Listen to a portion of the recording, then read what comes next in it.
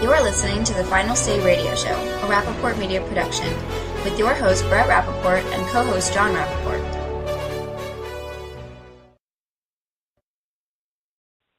We do have our first guest today, and Marita Noon, by the way.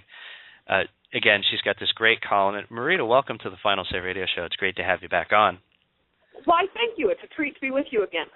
And I was just talking about I didn't give any details yet, but I gave the title of your new column, and I think it's so creative and it's cute and it's funny, and I enjoyed the article, by the way. But if you your light bulb, you can't keep your light bulb. Yeah, well, you've commented on that it's cute and clever and all that. My column is published every Sunday on townhall.com first, and then it's on a lot of other websites throughout the week. And the editor at townhall.com seldom keeps my title, but he did keep this title, so it must be a good title.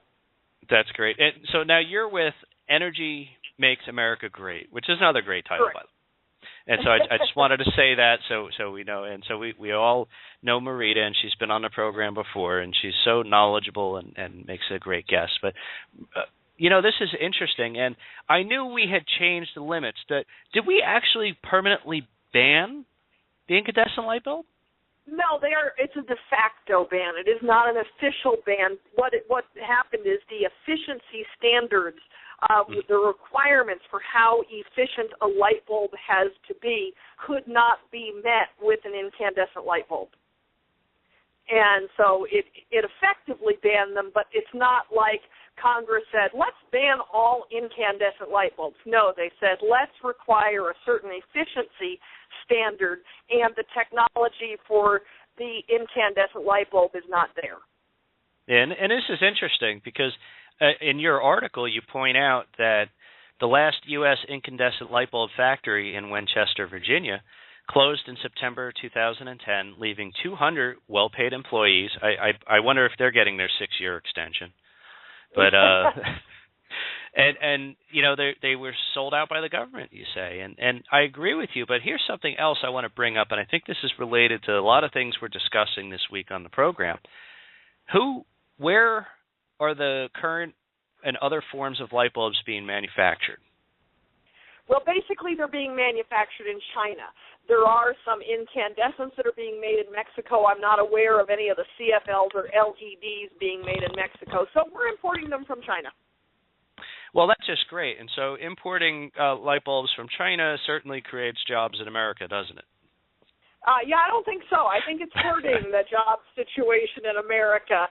And the people if you use in my column the link to where I talk about the closing of that plant and where the employees say the government sold them out, there's some very, very sad stories in there of people that have worked in this plant for 20, 30 years. Their fathers worked there, they've worked there, and I know they don't have skills to go anywhere else, or in the community where they live, there are not other factory-type jobs available to them, and so we are killing jobs in America by some of these policies.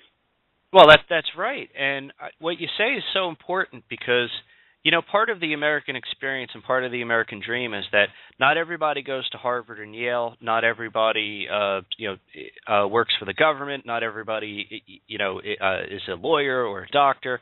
Some people actually have to work with their hands and learn a skill or a trade or something else, and that's what they're familiar with. That's what happens in their region, in their areas, in their towns and communities. And so when you take actions by the government, which personally I feel is completely wrong and out of touch, but they force communities out of business, really, and it's incredibly sad. Well, obviously, we've seen the same thing happen with the coal mines, especially in eastern Kentucky.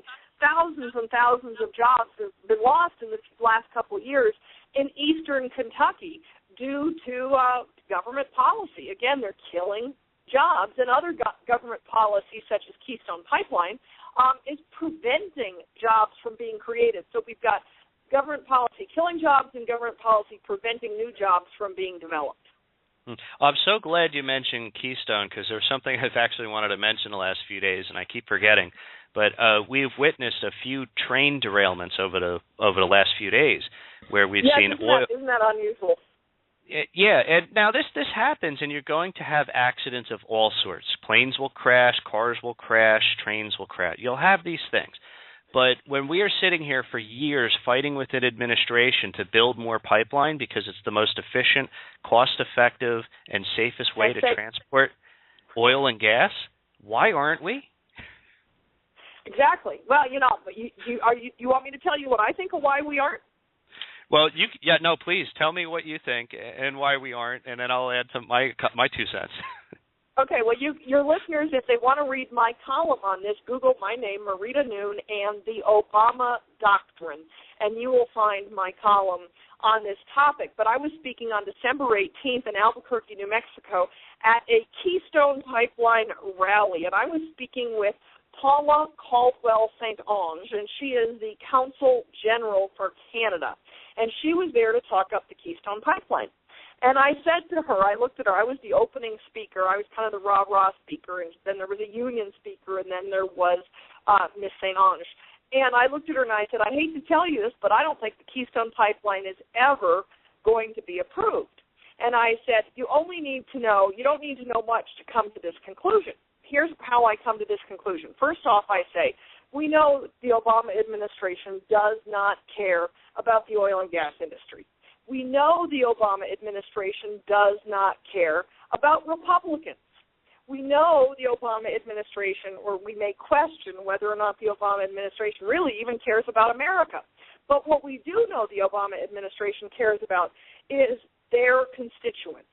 And of their constituents, which is, of course, the Democrats, there's only 2 groups that even care about the Keystone Pipeline. And those 2 groups are the environmentalists who oppose it and the unions who want it. Okay, well, the Obama doctrine is that Obama's policy, the way he operates, is reward your friends, punish your opponents. Okay? Now apply that to the Keystone Pipeline. What have the unions done for or against Obama lately? The unions have publicly humiliated President Obama on his signature issue, Obamacare. So when you understand those factors, is Obama going to approve the Keystone Pipeline? I don't think so. And I agree with everything you just said, and I'll add one more thing. Warren Buffett, who owns, or through his holdings, own so many major companies around the world, really. And one of them happens to transport items via rail. Yep. And rail is in conflict with pipeline, period. Like you won't lose your doctor, period. You won't see one dime of taxes, period. You'll be able to keep your plan, period. Well, I think you're absolutely right. I will reward my friends, period, and attack true Americans, period. Yep, you don't need to know much more than that, and it's a sad state of affairs, but that's. And I've had people who know far more than I do, have been in this industry far longer than I have, who have said to me, oh, he's got to approve it. He can't not approve it. And I'm like, I don't think so. I mean, I'd like to be wrong. I'd love to be wrong, and I don't like to be wrong. But in this case, I'd rather be wrong than right. Yeah. Now, I want to be fair here, and quite honestly, and you know this, I'm critical of whoever I think is doing something that's wrong. It's nothing personal. I just take the issue and I discuss it. And you did in your article as well. Some of this stuff happened under George Bush's presidency and other congressmen, and you pointed out some of the people who pushed the different acts that led to some of these issues. And the problem is that George Bush is no longer president. It hasn't been for a long enough period, and we have a president that we have to deal with, and we have a Congress that we have to deal with. And so any resolution to this type of issue is going to happen with actions by Barack Obama and the current Congress. So what are we to do with this issue? And again, I just wanted to be clear that this seems to be like a bipartisan mess up in my mind. Yes.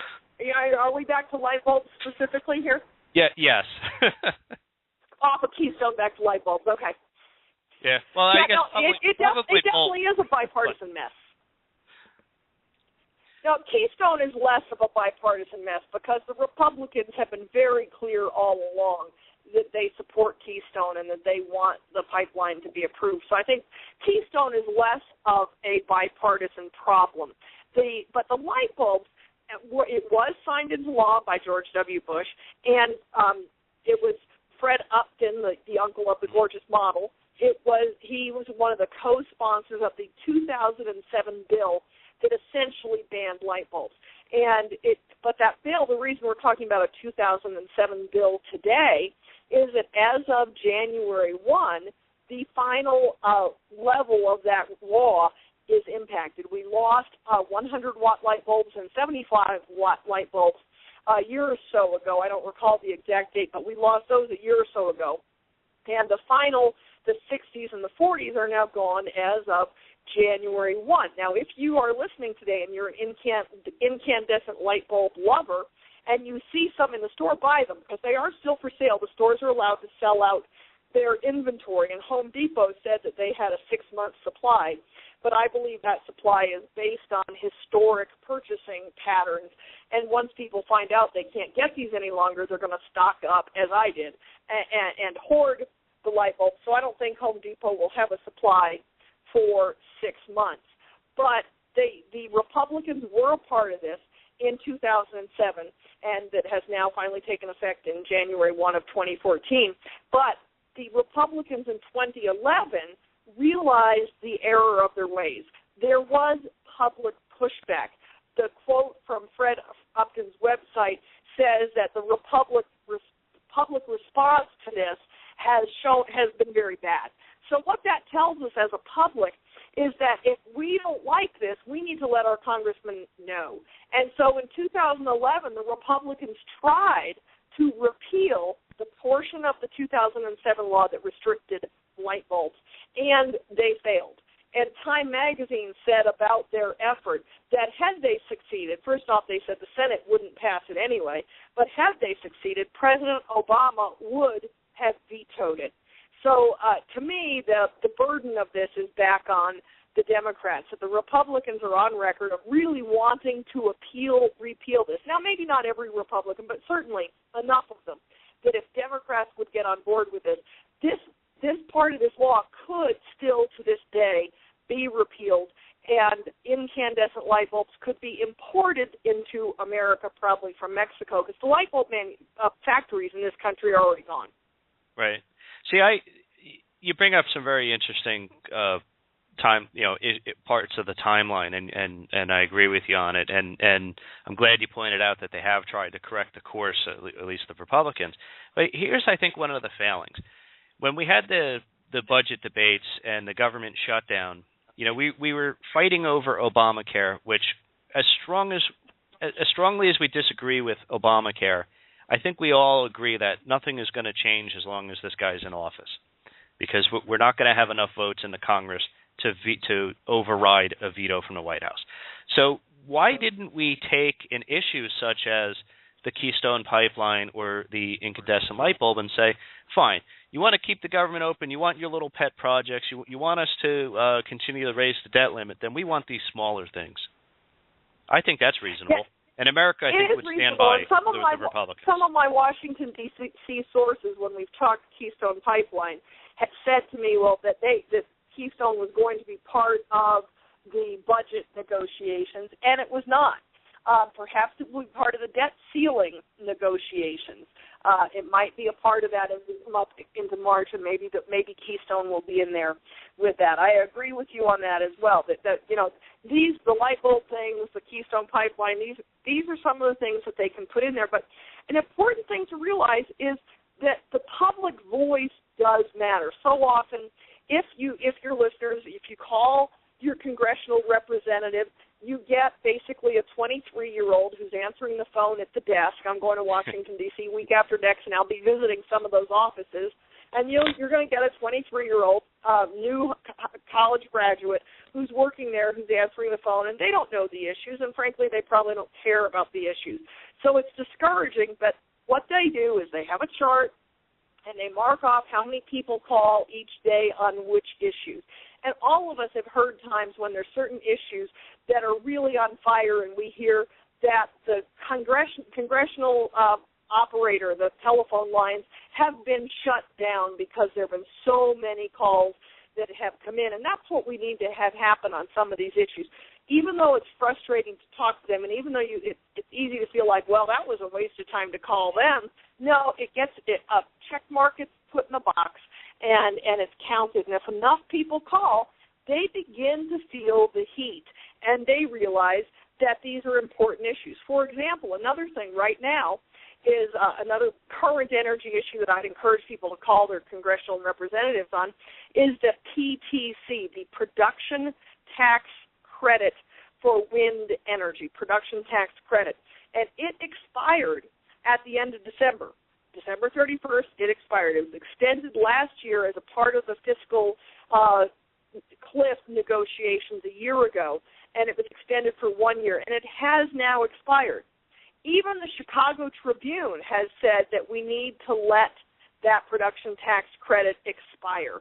However, it has a history, there is history, that Congress will tend to package up a bunch of these tax breaks that expired, and in January, when they come back, they retroactively, put them back in.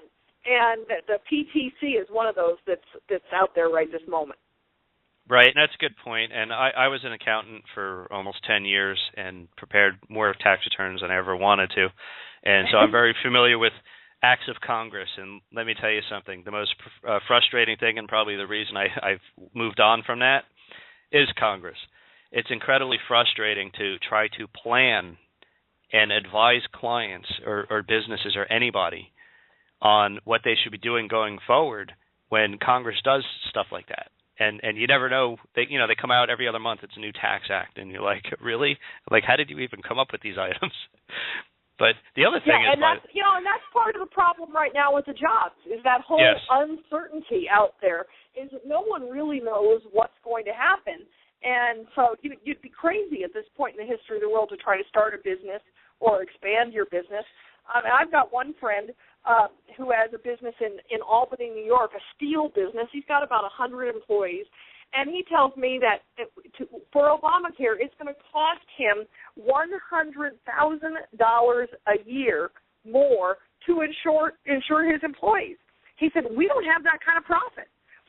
We can't absorb that kind of cost increase, and since Obama's been in office, their revenues have dropped considerably, and he said, we just can't afford that. And he's working on what is he going to do. So that's just one story. But there's many, basically every business out there is facing similar problems and the uncertainty. Are they going to extend the mandates? Are they going to, what are they going to do? And no one really knows. No, it's a great point, and I feel bad for that company because they're in New York, and so he's getting it from the federal government and the New York government because Cuomo's really no better, and so that's sad. But let me just tidy this all together if we can, because I had mentioned the jobs report very briefly, but there was a jobs report issued today, as it is every Friday. 74,000 jobs created, and I know you're not the economist, so I'm not expecting you to answer on that part. But to me, and this I think you would agree, one of the only good stories in America, the truly good ones, is the increase in drilling for natural gas, shale oil, and things of that nature in certain parts of this country that have taken areas that you didn't even hear of, and now they're boom towns. They're thriving. Jobs are being created not just in these sectors, but because of that, new hotels, restaurants, homes are being developed. Shopping centers are being built. So there's this growth story, and I have to say, I don't care what party I'm in. It never looks bad. I mean, it never looks good when you're running a bad economy. If I want the economy to look good, I'm saying that's low-hanging fruit. Let's get this energy story and put it in all the areas where we really need to prop up those people as well. Why aren't we doing this? Well, I sort of have a two-word answer for you. John Podesta. John Podesta. Very scary that John Podesta is back in the White House, and he has been very, very vocal about his desire to remove fossil fuels from our economy, and he is now back in the White House as a special advisor to the president on energy policy. And we can, expect very bad things in the future on this particular front out of the White House. It's amazing, the war on fossil fuels. Tell me they can't manufacture drugs today. They can't make medical products. There's hardly a single product out there that doesn't have some component of oil in it because of plastics and other things that are required. You can't make windmills without coal and oil and things of that nature. You can't make solar panels. You can't make the batteries that go in electric cars. Think of all the things that we can't make without that industry. It doesn't even make sense. It's not even logical. No, it does not make sense, but that's the policies that are being pushed. And so when you look at that bad jobs report, really, if you think about if we were to remove the oil and gas industry from this country, as John Podesta would like to do, where would those numbers be? They would be so much more drastically worse, because what we've got happening is we've got the oil and gas industry really covering for the president's bad job numbers. Well, I say we're going to have to buy sparklers from the Chinese government to help light our houses. I don't know if that will be a smooth, even, consistent light like we Americans have become accustomed to. Well, it'll work just like Obamacare is. What can I say? Anyway, I think the whole light bulb situation, really, when people go to buy a light bulb and discover that buying a light bulb now costs 20 times more than it did last month, I think we're going to see some pushback, because this is the government control, government meddling, government intrusion at the most base level. When you can't buy a 25-cent light bulb any longer. You've now got to buy a $5 light bulb or even a $20 light bulb. And if someone wants to buy those more efficient light bulbs, there's no problem with buying a more efficient light bulb. It just should be a choice. Yeah, but they're telling us there's no such thing as inflation right now, too. Well, anyway, we know better. But I love your columns. I love following you in a town hall and everything else that you do. So, folks, if you go to townhall.com or go find is it okay to give away your Facebook? Go find you on Facebook, sure, right? Of course. So, I live my life on Facebook. Go find Marita Noon on Facebook and friend her, follow her articles. And it's been great having you, great speaking with you. And by the way, Happy New Year, because it's the first time we've spoken this year. So it is. Thank you. Happy New Year to you as well. You too. Have a great afternoon, and we'll speak to you again soon. I appreciate it. Thanks. Bye-bye. All right. Take care. Again, Marita Noon, her article, If You Like Your Light Bulb, You Can't Keep Your Light Bulb. Great title. Fun segment there.